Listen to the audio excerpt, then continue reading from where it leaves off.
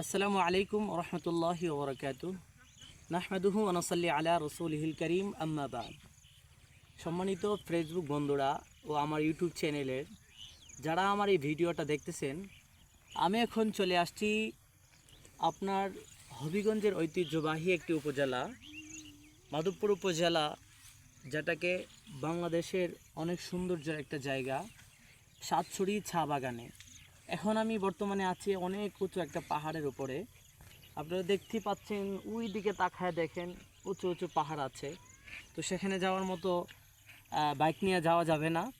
তো আলহামদুলিল্লাহ প্রায় সময় এখানে আসা হয়। এখানে আসলে অনেক মনে একটা শান্তি পাওয়া যায়, প্রশান্তি পাওয়া যায়। আল্লাহর সৃষ্টি যে কত সুন্দর, আল্লাহ যে কত সুন্দর করে দুনিয়াটাকে সাজিয়েছে সেগুলো দেখা যায়।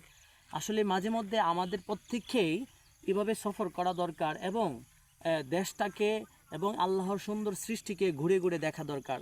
সবাই ভালো থাকবেন, সুস্থ থাকবেন। আসসালামু আলাইকুম রহমতুল্লাহ।